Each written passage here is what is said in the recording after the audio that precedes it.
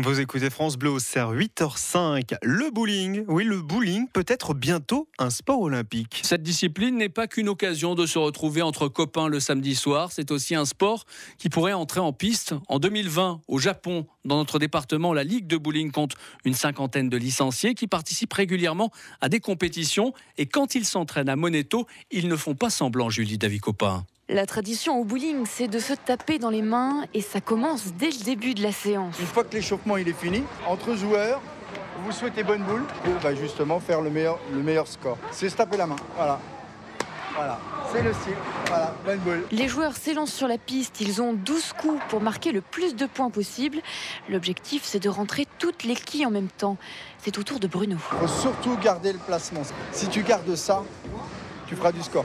Et ça passe, c'est le strike. Là encore, rebelote, les joueurs se tapent dans les mains. C'est pour la transmission d'énergie.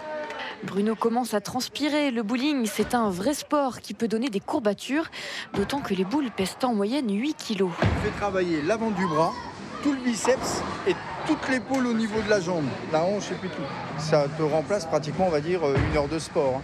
Genre footing, marche, marathon, tu travailles tout. Quand je dis tu travailles tout le corps.